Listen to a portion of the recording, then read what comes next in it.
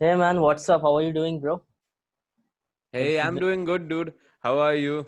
I'm fine, man. Testing times, but Yeah, what is the speaker you have? Like that mic? Actually, I'm also planning what? to this mic you're using. It's for music, or like anyone Oh, can yeah, use it. yeah, yeah. So I use this to record scratch vocals and everything at my place. This I just got off Amazon, dude. It's an Amazon's choice wala condenser. सही है. Bro, what about this doggy, man? You got dog? Yeah, yeah. He's been with me since what 2015, dude. I was in college second year when I adopted him and I raised Okay. him Yeah, here. Akhil told me about it. Like Yeah, yeah. it was in a Chitra apartment also, right? Yeah, yeah, dude. Bechara Akhil, he had to stay with us, and then we had a puppy. And damn. Akhil was staying in our apartment only, and his apartment was different. But he used to stay at Ajay apartments only mostly, since at Yeah, my but before place. that, he was our roommate at Chitra, no? Yeah, yeah. But he was staying over there only, no. Yeah, dude. Okay, man. So let's talk about music, bro. Like Okay. since you're into metal, like hard rock mostly, right? So Yeah. how do you develop this thing? Like why do you like metal? So basically, metal is a very good way to channelize a lot of hard feelings which is there in your mind, basically. So since it's a more heavy and aggressive form of music, I Hmm. think it's a very good outlet for musicians, A, who want to push their physical capabilities because A, it's very physically testing. Okay. So anyway, what I was saying is metal is very physically testing for any Hmm. musician, Right. so that's why it's a very good practice routine. If you're playing metal every day, that keeps your muscles very free flowing. And apart from that, when it comes to the mind, it helps you deal with a lot of strong emotions which in other senses would definitely try to make you aggressive, but then metal's a very good outlet to get all that frustration out. So Right. it's a beautiful genre if you look at it that way. So it's like therapy, dude. Yeah, actually I was listening to podcast my with Joe Rogan podcast with one of the Metallica, and he told me it's good Hmm. for mental health really. So yeah, Yeah, yeah. it must be because we have inside of us there's a lot of frustration which is going on mostly nowadays, maybe because of college, because Yeah, of dude. job, like whatever the society is throwing at us and people. So I think it's the best way to just throw it out, let it go. I don't know, this is Yep. awesome, man. What do you think but in future, like Hmm. recently, it's been 3 to 4 years only, I discovered metal in India. So when I came to Pune and Yes. met you guys, but before that I had no idea about metal. So why do you think it's like that? So metal's it's a very niche genre, so it has a very cult following. And Right. if you like make a head count all over the world, then yeah, that would make a huge cult. But then yes, separately in each country, it's a small group of people who are listening to metal, who are enjoying metal in every little city and all that. Like there's a group in Pune, one in Bombay, one in Delhi, one in Calcutta, up northeast. So there are a lot of people. India, may I think metal came with a a few bands from Bangalore. So Okay. so when you like look back at the 1980s and late 80s and 90s and all, so there were bands like Millennium and everything for being Hmm. formed in Bangalore, Okay. which is called the first wave of metal in India, basically. Mm-hmm. So after that, a lot of bands, like a lot of young people, they took to that kind of music, and they wanted to play their own songs, write their own songs, record their own stuff. And that's how I think the entire metal scenario came to being in India. And it's also been documented by foreign filmmakers and everything. So you can just check out a few videos. There's a documentary called Global Metal where you can find bands from India as well who have been interviewed and who have been uh, portrayed in the videos. So I Right. think metal in India is quite important. Okay, even if it does have a niche and cult following, it's growing day by day. A, because number of musicians in India are pretty high. Okay, so there are a Mm-hmm. lot of guitar players who want to play metal, so they take to metal because it's a very flary genre, and of course you'll feel great when you can Yeah. nail the songs. Right. So that's a good way. And as for listeners, there's so much of mental health problems in India, as we discussed just Yeah. now. So that's why it's a good breeding ground for metal, because everyone's finding their own coping mechanism through it. So even if it's heavy and it's like an acquired taste, you need some time to get adjusted to the metal soundscape. I think it's a very good way for people in India to, not kill other people, break stuff, and just Right. Right. relax, Exactly. dude.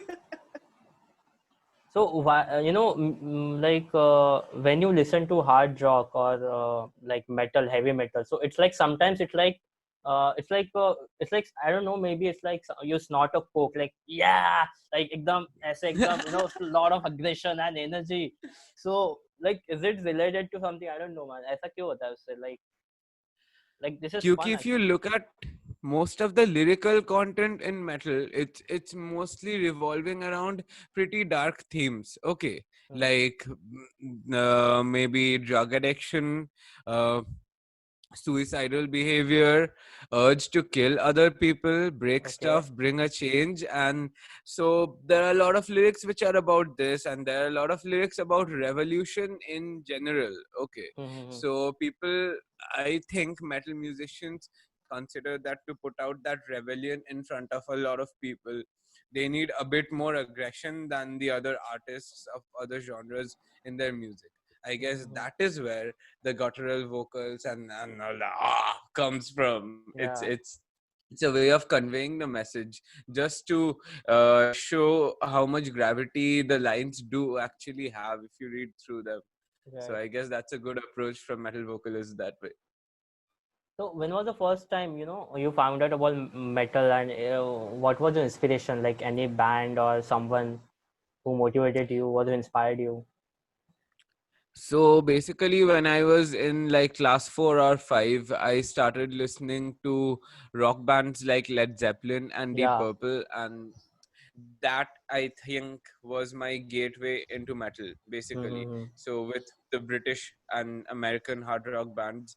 So and then I got into the whole 80s rock wave of the huge bands like Ozzy Osbourne, Guns N' Roses, and that Yeah. entire 80s Wala reign. So even that acted as a very good gateway, because as a guitar player, I saw some really crazy guitar work here and there by Mm-hmm. people like Randy Rhodes, Gus G, and so many of the 80s like guitar players are so awesome.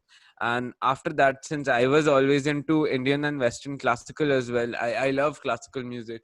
Okay. So there are a few artists in metal who have completely transformed Western classical into a heavy genre of music, because Oh. they're playing those age-old compositions on their guitars with huge ass amps in a metal soundscape. So there are Mm-hmm. artists like Jason Becker and Ingve Malmsteen. They're all European people who have really, really put a lot of thought into this kind of music, and they have come up with something they call neoclassical metal, which is a fusion between Western classical and heavy metal. So even that was a very important kind of music for me to get Mm-hmm. into metal. Right. Since Right. I come from a classical background, that completely bridged the gap, and then I was into metal. And then I heard a lot of the old artists who are absolutely amazing, like Iron Maiden, Judas Priest, Metallica, Mm-hmm. Anthrax, Slayer, and definitely Megadeth. Megadeth's one of my favorites, dude. They have Yeah. insane guitar work. So I guess that's how I got into this. I did get into more extreme metal as well, like more death metal, black metal, then Mm-hmm. DSBM, which are all like offshoots of black metal and extreme metal. But then, yeah, as I grew older, I kind of grew out of that, but it never left me. A part of it was still inside me. It Mm-hmm. always will be, and it reflects somewhere or the other in our songwriting.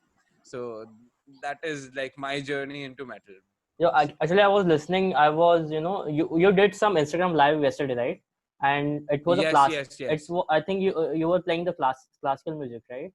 Yes, yes, yes. It was a completely Indian classical set list. Yeah. So that's what I'm trying to do as well, like taking Mhm. the conventional electric guitar and just testing it, seeing how far I can push it, if it's capable of completely presenting our Indian music the way it is. And what do you know? It works, dude. What a nice instrument. Right, right. That's great.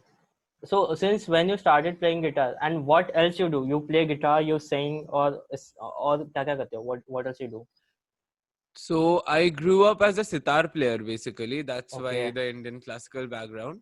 So Mm-hmm. when I was 5 years old, my parents enrolled me in sitar classes, but I was too little, so I couldn't get jack shit back then. I wasn't Mm-hmm. interested only, dude. Just wanted to watch cartoons and eat Cheetos. Yeah. And then once I started growing up, uh, around class 4 or 5, I told you I heard rock music for the first time. Mm-hmm. Deep Purple, Led Zeppelin, Guns N' Roses, and completely blew me away, dude. So I got my first guitar when I was in class 4. I pestered my dad and my guru a lot for it. Ki yaar, please karido, मेरे को Mm-hmm. बजाना है. And then like I used to spend hours watching YouTube videos and developing my technique. So that's how I started playing guitar. Basically, it was all YouTube, and then the rest I taught myself because I kind of knew the basics of Indian music theory, so it Mm-hmm. wasn't too hard to correlate those and get the sounds out. Everything else is on my techniques, aesthetics, and those two will never end. That I'll be practicing all my life, dude. But That, that's pretty much how I started playing guitar. And yeah, after that I've been playing for a lot of bands here and there, as you guys keep saying. I have right. my own bands, plus I session with other people, whoever needs Mm-hmm. a guitar player. Oh Yeah. yeah. So actually, recently I bought a guitar, और like मुझे पहले से खरीदना था, but यार मैं मतलब procrastinate करते गया. But recently I bought one, and I think it takes a lot of patience, man, to learn a guitar.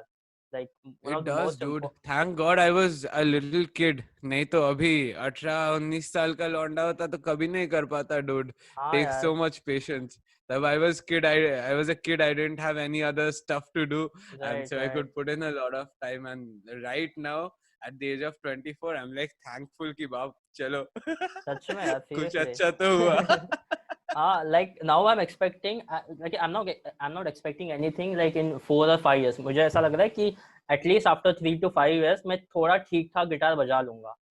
I think, like, I don't know. I think it's a Yeah, dude. See, the technical parts can be achieved easily if you practice day and night. Okay, that is a different story. The other part is what you're thinking should come out from your hands. So that is the connection you need to make between your brain and your muscles. Ki right. whatever your brain says, your hands Mm-hmm. able to communicate.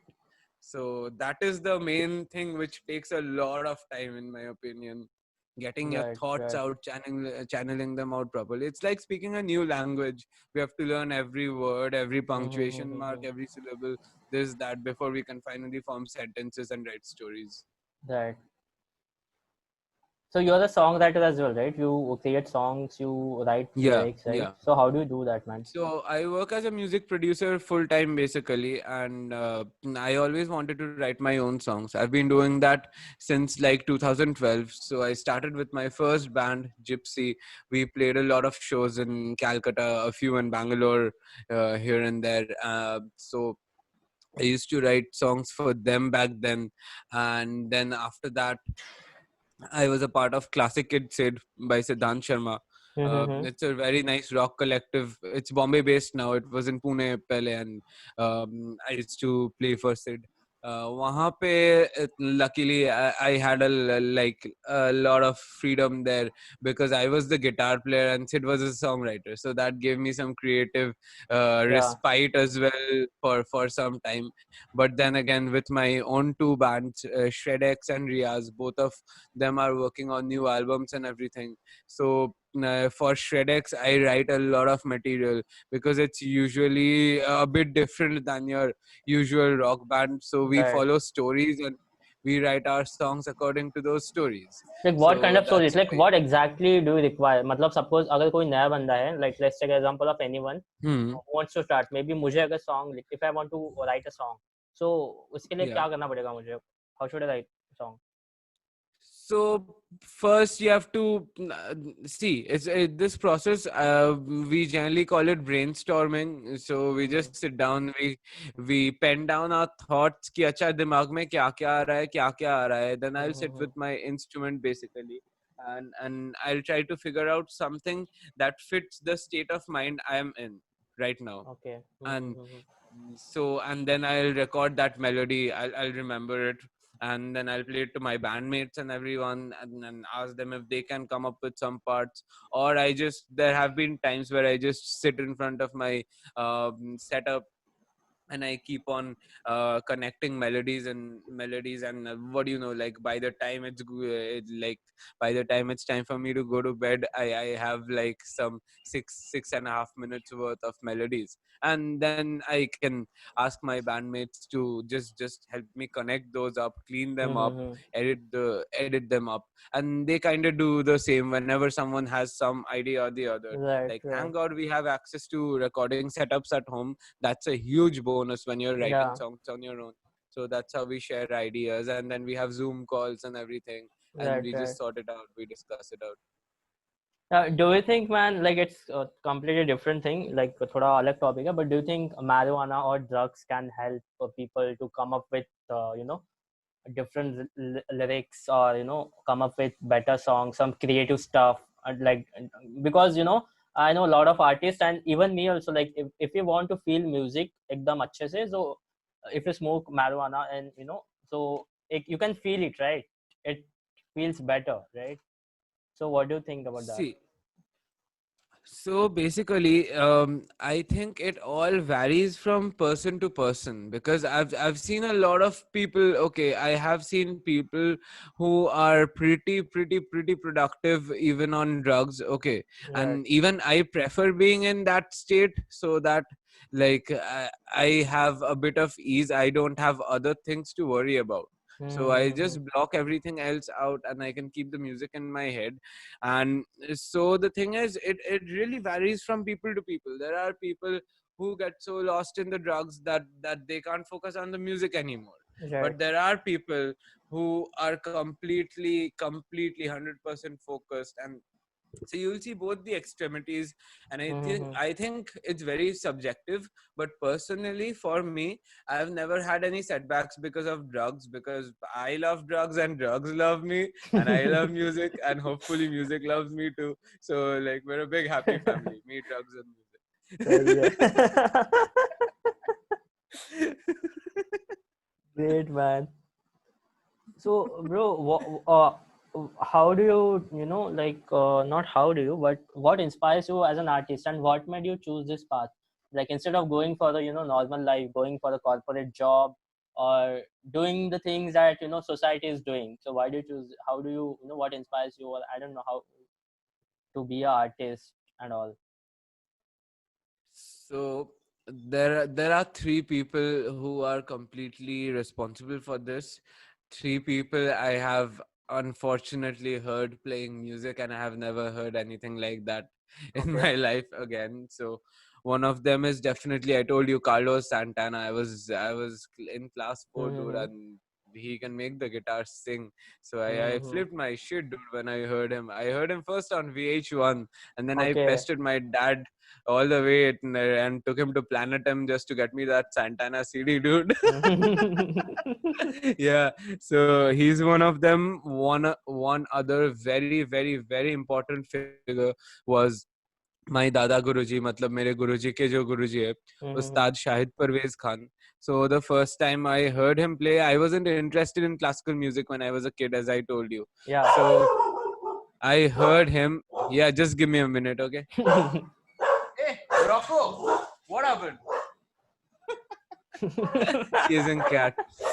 Okay. Yeah. No problem. So Yeah. basically, when I was in like class 6 or 7, my Guruji, who was teaching me sitar, he had a cerebral stroke, and he got paralyzed for the rest of his life. He couldn't play Okay. music, he couldn't teach. He would just lie in his room all day long, and I would go to him at times and play music for him. That was the time when I was a bit lost. I didn't know what to do because I didn't have anyone to teach me Indian classical music, and it was a bit difficult. Even my parents were worried regarding that. And then I saw Ustad Shahid Parvez Khan play one day, and things were never the same again. He's so expressive, so lyrical, and so spontaneous at the same time, and combined with his technical mastery and knowledge of music in general, it's Okay. a beautiful combination, dude. So I got blown away, and me and my parents, we got in touch with him so that I can learn from him somehow. But he's a traveling musician. He's touring around most of the time. So he recommended that I join classes with his senior disciple, Sri Shubhranil Sharkar. So he's from Calcutta, basically. Uh, Okay. and of the most senior disciples of Ustadji, and he's a brilliant sitar player. So the And where third is person who Ustadji inspired from? me, Is Ustadji also from Kolkata? so half of his family is from Kolkata, but Hmm. his side of the family, they settled in Pune, and they grew up there because Okay. his father, they were all working for Bollywood in Bombay back in Mm-hmm. the golden age of Bollywood, Okay. basically. Right. So Right. he grew up in Pune, but he used to keep frequenting Calcutta. So that's how we got to see him. And Mm-hmm. my third inspiration is my teacher Shubhranil Sarkar. He's a completely out of this world guy, dude. He keeps himself off the grid most of the time. He's under the radar. You can only see him at concerts and lessons, Mm-hmm. but he's so influential, and he has so much of insight regarding this beautiful form of music of ours that I had to choose this path, dude. It's like I didn't even choose this path. It was just set for me, and I'm just following what universe has left. Oh, that's nice. So, do you think, man, in Bollywood, like maybe in I don't know, अभी तक तो कोई भी बॉलीवुड में like rock या hard rock metal यहाँ पे किसी ने बात भी नहीं किया है, and no one is creating something like that. Recently, because of I don't know, because of Gully Boy, थोड़ा rap culture थोड़ा इंडिया में grow हो रहा है. But rock और इसके लिए बॉलीवुड में क्या? What do you think about heavy metal or hard rock? It's there in Bollywood. You have to find it. You have to look a bit here and there, but you will find it. And whenever you see there are soundtracks being made by people like Vishal Dadlani or Mm-hmm. Jeet Ganguly, or Pritam, who are actually from a rock background, mostly from a Mm-hmm. rock music background. You'll find a lot of influences of American and tracks, dude. Like if you listen to a Vishal Dadlani track, and for example, you can just uh, or even Amit Trivedi, Ah, as a matter of fact, if you look at seriously. the Dev D soundtrack, for example, that's Mm-hmm. like one of the very genres of music can be fused with the more commercial pop sound, and it can be a very beautiful combination. And also a lot of Vishal Shekhar tracks like Bulea and everything. Right, right. So even they have a lot of influences. Bulea is actually influenced by a song called The Last Resort by an American band called Papa Roach and everything. So these are Oh. there in Bollywood. You just have Mm-hmm. to, it's not too upfront, it's Right, not right, too right. back, it's not pushed too back either. It's somewhere in the middle. Right. And if you have a keen eye, I think you can find it out. Mm-hmm. So our Indian audience, maybe they most of us don't know about it. Don't so that's why they can't like find it out. Like, is it related to some bands in US or not? I don't know. Maybe. But yeah, it's like it's not like it's not there in Bollywood. Right, Bollywood right. caters to every sphere of audience in this country. So Mm-hmm. somewhere or the other, they have material which would make every tier of their audiences happy. Right. So that's how they sort it out, I guess. That's their Yeah. way of working. That's why everyone loves. Most of people follow Bollywood and loves it. I guess. Yeah, So. dude. And then right now, in like since the 2010s and now in the 2020s, there are so many young musicians who are my contemporaries or elder to me, who have Mm-hmm. come from a rock background, or they love playing heavy music. Now, Mm-hmm. when they are being hired in Bollywood as session musicians to play for a song, obviously they come up with ideas like that. For example, the biggest example is Warren Mendonça from Blackstad Blues, who's Mm-hmm. an absolutely phenomenal guitarist. So he brought a lot of the rock aspect in Bollywood movies post 2015 and everything. And Ehsan Nurani from Shankar Ehsan Loy, he's a very accomplished blues guitar player, and Okay. even he puts in his 2 bits of input wherever there's a Shankar Ehsan Loy track. So you can always expect good guitar work and soundscapes from these people. And Mm-hmm. they research a lot about heavy music as well, I guess, before pulling these off. So that's really good, dude. That's a very nice thing. Nice, nice. I guess people will. I know, like there are already people who are listening to it. So yeah, heavy metal will grow in India also. Metal and everything. Yes, yes, dude. Metal is growing in India in a very fantastic way. So there are so many bands, dude, all over India. You'll find so many good bands. Yeah, And then if you start making a list of it, it'll be a lot, dude. yeah. So so how like how it is going now for the live music sessions like you used to do a gigs, right? So since when COVID started, so अभी scene क्या है उसका? Like you told me so you do online gigs or what? Yeah. So all my gigs have been converted into online gigs now. And एकदम पहले lockdown के शुरू में I didn't have good enough equipment to pull through a one Mm-hmm. hour audio and video live stream together. But then slowly even I built my arsenal and now it's sorted. So now I don't have to worry about connection issues and everything. Mm-hmm. So yeah, pretty much I'm doing everything live, dude. Of course, people are missing the stage, but right now we have bigger responsibilities than to play on stage. That. There's a pandemic out there, so it's just better that everything is shifted online, and it's going Mm-hmm. pretty smooth, dude. I think that's the scene for all the musicians anyway right now. Mm. Like but like online मतलब कहाँ पे होता है exactly? On these people like these places only, suppose जो bars or clubs है, some restaurants on their. Yeah, so I used to play in this place called Rasta Cafe.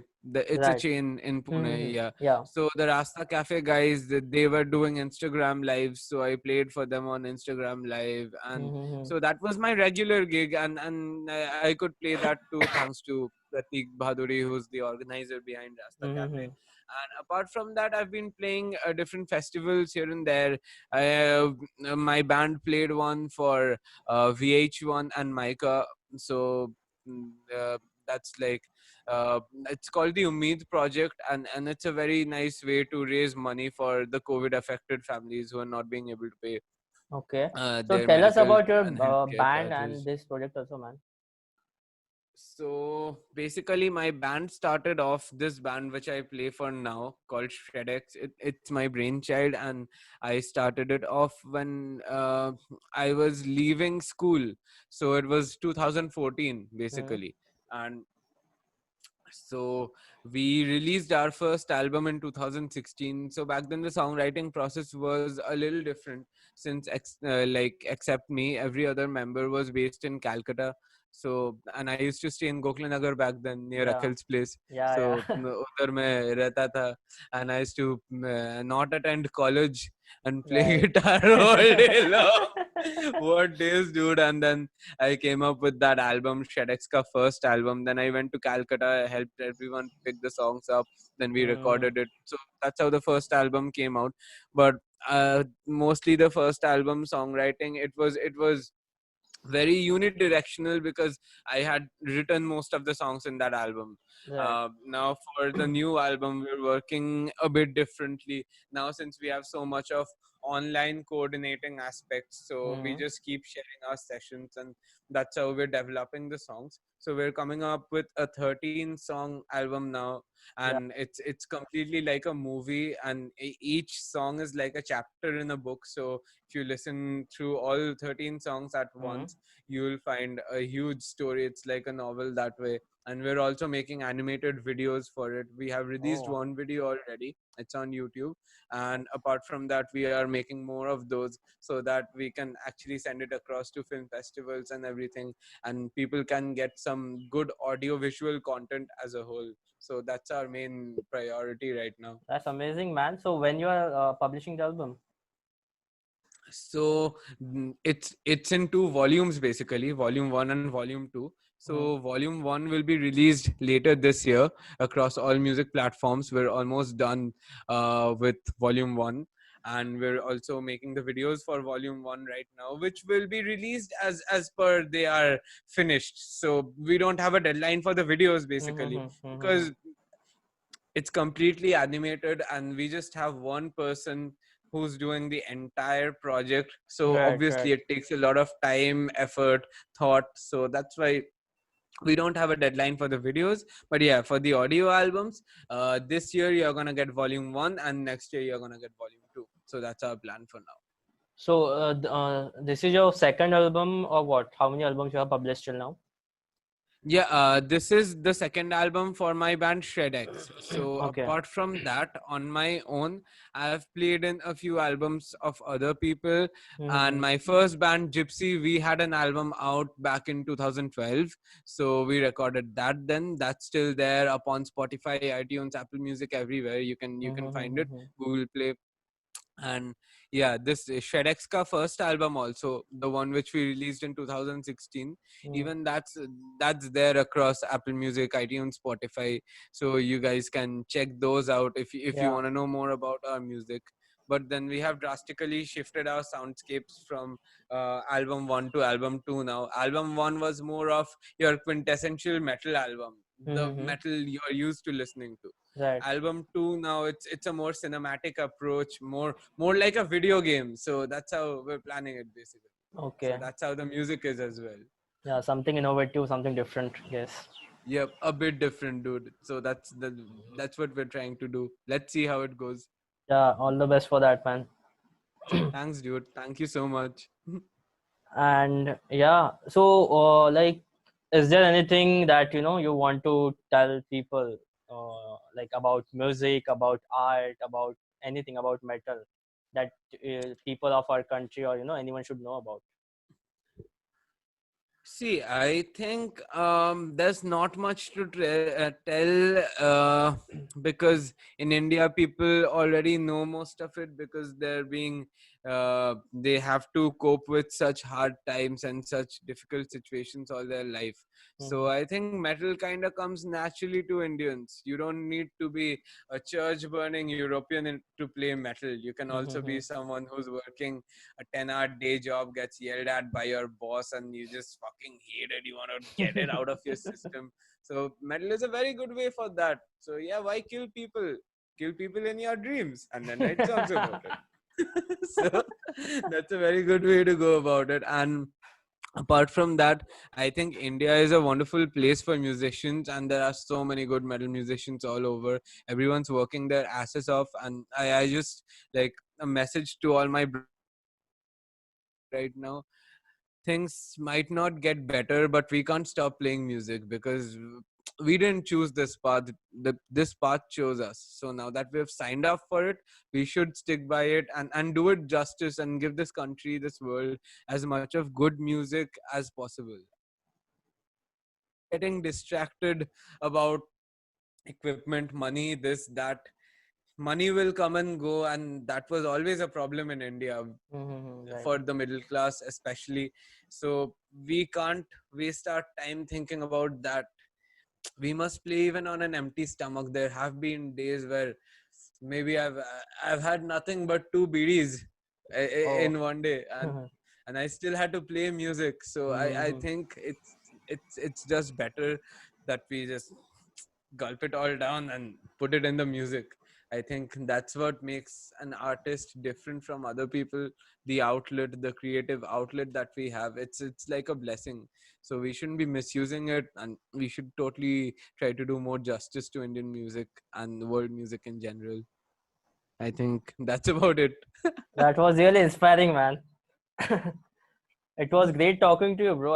Yeah, it was awesome, man. Thank you so much for doing this, bro.